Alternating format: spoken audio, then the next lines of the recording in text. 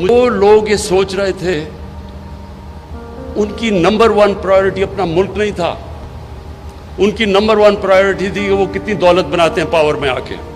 وہ کبھی بھی نہیں بنا سکتے بڑی چیزیں، وہ کبھی بڑا کام نہیں کر سکتے.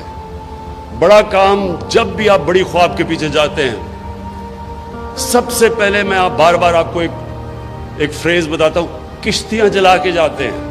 مطلب کہ جب آپ اس کے پیچھے جاتے ہیں تو پھر کوئی واپسی کا راستہ نہیں ہوتا، پھر ہی انسان کا پوٹینشل نکلتا ہے. جب انسان فیصلہ کر لیتا ہے کہ میں نے اب یہ کرنا ہے اور کوئی پیچھے کا راستہ نہیں، پھر انسان کے اندر سے جو اللہ نے صلاحیتیں دی ہیں، جو طاقت دی ہے، وہ تب طاقت نکلتی ہے. جب آپ پیچھے آدھا رہو، اچھا جی اگر یہ نہیں ہوگا تو میں کچھ اور کر لوں گا، کبھی کچھ نہیں، بڑا کام نہیں ہو سکتا ایسا.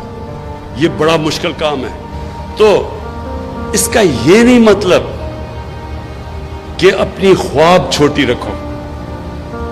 دیکھیں دنیا میں جس نے بھی کوئی بڑا کام کیا ہے اس نے اپنی صلاحیتوں کی وجہ سے نہیں کیا.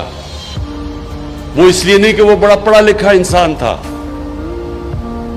وہ اس لیے نہیں کہ وہ بڑے امیر گھر میں پیدا ہوا تھا، وہ اس لیے کہ اس نے بڑا خواب دیکھا تھا.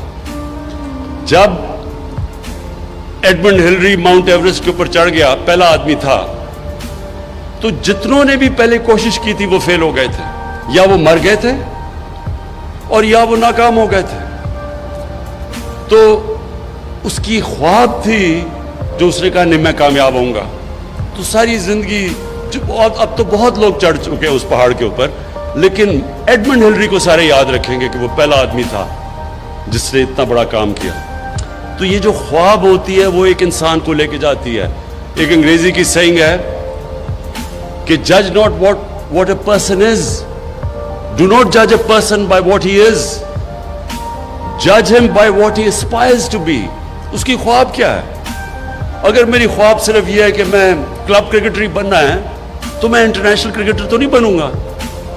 تو جو بھی اوپر جاتا ہے یہ یاد رکھے زندگی میں بڑے کام کرتا ہے اس کی سوچ بڑی ہوتی ہے. کسی نے سوچا ہی تھا نا کہ انسان کو چاند پہ جانا ہوگا، سب لوگ دنیا ہنستے تھے. میری زندگی میں نے بڑوں کو سوچا کہ کیا مذاق کرے چاند پہ جانا ہے. کوئی کہتا تھا دنیا ختم ہو جائے گی.